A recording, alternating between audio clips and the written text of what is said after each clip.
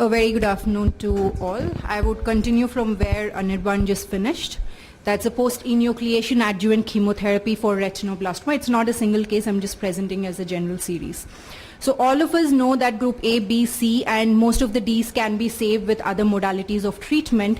But as we just discussed, still primary enucleation remains the treatment of choice for very advanced group D and group E eyes.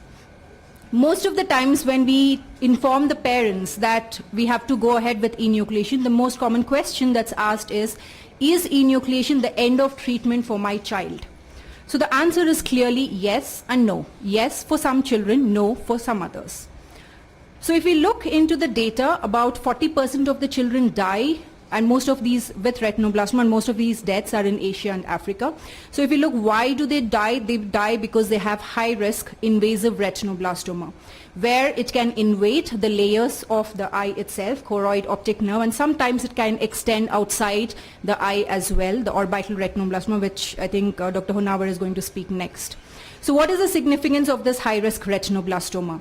So if high-risk features, certain high-risk features are present on histopathology, we know that they are prone to metastasis. And if these features are not present, at least until whatever is the published data till now, metastasis has not occurred. I don't know if the data has changed anything now.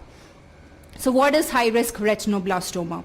So it is defined as presence of any anterior chamber involvement, infiltrating the iris, ciliary body, if there is massive choroidal invasion, if there is retrolaminar optic nerve involvement, there is combined optic nerve and choroidal involvement, scleral infiltration and extrascleral extension. I just have few pictures. So this is where, of course, you can see that there is anterior chamber invasion. It's not just the seeds that are present in the anterior chamber, but there is also iris infiltration that is grossly seen. On histopathology, again, when there is iris infiltration or ciliary body infiltration, or choroidal invasion, as we just discussed, if it is massive, that is more than or equal to 3 millimeters in any dimension, it is a high-risk feature. Or if it is associated with any amount of optic nerve invasion, again it's a high-risk feature. If it is a minor, that means less than 3 millimeters when it is present alone, it's not a high-risk feature.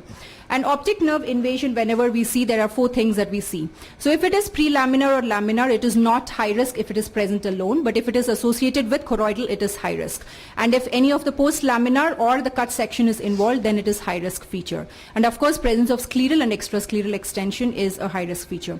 Now, one important thing for us, I think, sitting in this room to know is we deal with more number of high-risk retinoblastoma cases. Maybe it could be because they present late to us, or is there any biological factor? We do not know of that. But in the United States, if we see, it is approximately about 20 to 25%, but in India it ranges from 40 to 50% of the cases. So does chemotherapy help? The answer is yes. There is enough evidence to prove that if high-risk retinoblastoma is present and adjuvant chemotherapy is given, the risk of metastasis can be reduced to as low as less than 4% of the cases. If it is not given, then the risk of the metastasis is 24%. The dose that is used is standard chemotherapy, vincristine, etoposide and carboplatin, where 6 cycles are given at 3 weekly intervals. This is a recently published study where we studied 403 patients, and we saw that 36% of them had high-risk retinoblastoma and 2% of them developed metastasis despite systemic chemotherapy. So to conclude, so enucleation is not the end of treatment in at least 40 to 50% of the cases. They do require further adjuvant chemotherapy, and adjuvant systemic chemotherapy reduces the risk of metastasis and death in these cases.